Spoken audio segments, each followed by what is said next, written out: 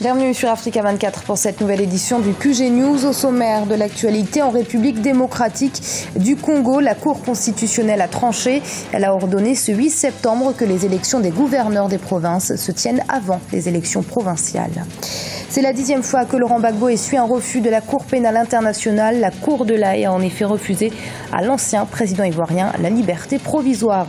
Et les Jeux africains se poursuivent toujours à Brazzaville, capitale congolaise. Parmi les disciplines dont les compétitions n'ont pas encore commencé, le basketball ou encore le handball. Mais tout d'abord, alors que de nombreux partisans de l'ancien président burkinabé Blaise Compaoré ont vu leur candidature invalidée à l'élection présidentielle et aux élections législatives, une délégation composée des partis de l'ancienne majorité au pouvoir ont été reçus par le président de la transition Michel Kafando. Il s'inquiète en effet du climat tendu peu avant les élections législatives et présidentielles. En République démocratique du Congo, la Commission électorale nationale indépendante avait saisi la Cour constitutionnelle concernant les blocages relatifs à l'organisation des scrutins à venir. La Cour a tranché. Elle a ordonné ce mardi que les élections des gouverneurs des provinces se tiennent avant les provinciales. Paul de Singwe. C'est une décision qui pourrait perturber le calendrier électoral en République démocratique du Congo. Le 8 septembre 2015, la Cour constitutionnelle a ordonné à la commission électorale de réévaluer son calendrier. Elle a également demandé à la CENI d'organiser l'élection des gouverneurs avant celui des provinciales prévu au mois d'octobre 2015. Donc les élections provinciales auraient dû être organisées depuis très longtemps. Il faut savoir que ce sont des élus des provinces, donc les députés provinciaux, qui doivent élire les sénateurs. Donc, si le Sénat actuel continue à fonctionner alors que les mandats des sénateurs ont expiré depuis longtemps, c'est déjà une anomalie. Certains problèmes ne sont pas résolus, notamment le recensement de la population. La démarche actuelle du côté du pouvoir à dialoguer, comme on dit, avec l'opposition, pourrait être centrée sur cette problématique de report des échéances, avec comme argument, nous n'avons pas les moyens de le faire, c'est trop lourd, donnons-nous le temps, et après, quand nous aurons les moyens de le faire, on va le faire. C'est à peu près ce qui se dessine pour 2016. Face à cette décision de la Cour constitutionnelle, la réaction de l'opposition congolaise ne s'est pas fait attendre. À l'UNC, l'Union pour la Nation, on exige tout simplement la démission des membres du Conseil constitutionnel. Ces derniers accusent le Conseil constitutionnel d'être à la solde du gouvernement congolais. C'est une violation de la Constitution, ce qui permettra à M. Joseph Kabila, le président de la République, de nommer de hauts fonctionnaires ou de gouverneurs de province. Or, la Constitution est claire en cette matière en disant que les gouverneurs de province sont élus par les assemblées provinciales et investis par le président de la République. Nous appelons à la démission de ces membres parce qu'ils ont fait la volonté du pouvoir. C'est pourquoi l'opposition nous venons de faire une déclaration solennelle maintenant. Nous exigeons que M. Kabila, le président du Parlement, le président, le procureur général près de la Cour constitutionnelle, désigne de nouveaux membres parce que ceux-là ont porté les couleurs de la majorité et ils ont fait le jeu du document que nous ne pouvons pas accepter. Tous les regards sont désormais tournés vers la commission électorale qui devrait se réunir pour adopter des mesures concrètes afin de matérialiser cette décision du Conseil constitutionnel. Une décision qui pourrait influencer la tenue des élections à venir en RDC, y compris la présidentielle de 2016. Le président gabonais Ali Bongo est attendu à Paris, capitale française, ce 14 septembre pour une visite de travail et d'amitié. Il y rencontrera son homologue français, le président François Hollande. Au cours de leur entretien, les deux chefs d'État évoqueront bien évidemment la coopération bilatérale entre leurs deux pays, mais aussi les actualités du moment, à savoir Boko Haram, la situation en Centrafrique ou encore la COP 21.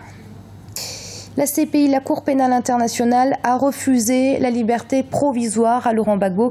Il s'agit, rappelons-le, de la 10e demande de l'ancien chef d'État ivoirien depuis son extradition à La Haye. Les explications avec ce sujet d'Arwa Barkala. Pas de liberté provisoire pour Laurent Gbagbo. La Cour pénale internationale a rejeté ce mardi 8 septembre la demande de remise en liberté de l'ancien président ivoirien pour raison de santé.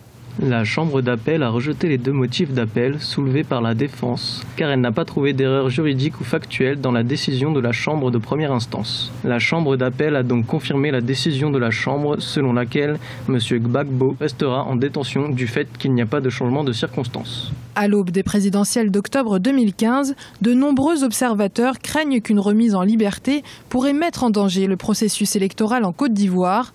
Une simple prise de parole en public de Laurent Gbagbo pourrait en effet mettre en difficulté la stabilité encore fragile du pays. Actuellement, il y a les partisans de Gbagbo, il y a des gens même qui, à un moment donné, avaient proposé sa candidature pour l'élection présidentielle. Tout ça là a joué en sa défaveur.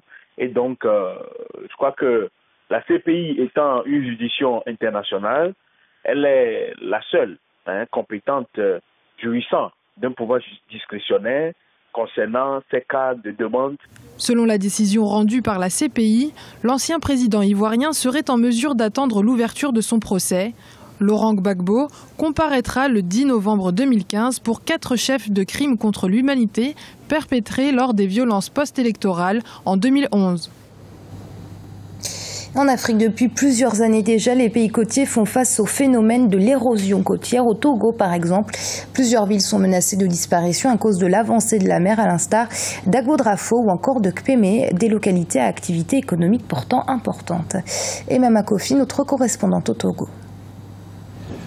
Agodrafo, une localité longeant la côte et située à 58 km de Lomé, pourrait un jour disparaître. Pour cause, l'avancée de la mer qui chaque année occupe un espace de 35 mètres de bande sablonneuse. Le constat est palpable dans cette ville où tout ou presque a disparu. Plus de routes bitumées menant à Kpémé où est extrait le phosphate. Ce bar faisant autrefois la fierté de la plage a été laissé à l'abandon et les maisons à proximité de la mer font désormais ménage avec les vagues. Par les temps qui courent, les poissons se font rares et parfois les vagues de la mer pénètrent dans nos maisons et nous sommes habitués. Nous prions le gouvernement de nous trouver une solution. Plus les années passent, plus le phénomène inquiète. Mais il est possible de freiner de manière efficace l'avancée de la mer. Des méthodes bien définies ont été proposées au gouvernement togolais. Est-ce qu'on peut protéger la côte? Oui, on peut protéger la côte par des rechargements sédimentaires. Aller à la banque sédimentaire, faire des prêts sédimentaires et venir installer sur la côte. On peut également bien étudier tout le système et voir quelles sont les pratiques qu'il faut utiliser, mettre en place en relation avec le beach rock qui est sur la côte. En 2008, nous avons fait une évaluation de 500 millions de francs CFA pour 200 mètres. Donc 2008-2015, il faut reprendre le travail pour définir mieux les coûts. À Agodrafo, l'érosion côtière est accentuée par les activités de dragage de sable auxquelles se livrent les jeunes. Le temps presse et il faut agir au plus vite. Agodrafo n'est pas la seule localité menacée de disparition à l'horizon 2025. Il y a aussi la ville historique d'Anéro, près de la frontière avec le Bénin. Les 11e Jeux africains se poursuivent toujours à Brazzaville, au Congo. Plusieurs disciplines ont démarré les compétitions, mais certaines, comme le handball et le basketball, n'ont pas encore débuté. Les équipes en profitent donc pour s'entraîner. Reportage de notre envoyé spécial à Brazzaville, El Hadj Ndiaye. L'objectif de l'équipe de basket féminin du Congo est de relancer la discipline à travers leur participation aux 11e Jeux africains de Brazzaville. L'équipe féminine manque d'expérience car elle n'a pas eu l'occasion de participer à une compétition internationale depuis longtemps. Pour son premier match aux Jeux africains, elle affrontera l'équipe du Cameroun ce vendredi. L'équipe congolaise de basketball n'existe plus depuis plus de 30 ans. Elles n'ont plus jamais pris part à une compétition continentale. Elles n'ont plus part, ça fait plus de 30 ans. Ça veut dire quoi? Il faut refaire, on est en train de refaire là le basket. Et voilà pourquoi nous profitons de ces jeux pour essayer d'attirer le maximum de jeunes filles après les jeux, qu'elles viennent vers le basket. De l'autre côté, les équipes nationales de handball s'apprêtent. D'après une décision signée le 11 juillet par le comité exécutif de la Confédération africaine de handball, ces jeux sont qualificatifs pour les Coupes d'Afrique des Nations, seniors hommes et dames en 2016. 24 équipes messieurs et dames de 15 pays africains prendront part aux Jeux du 50aire. L'équipe sénégalaise de handball masculin, par exemple, est fin prête.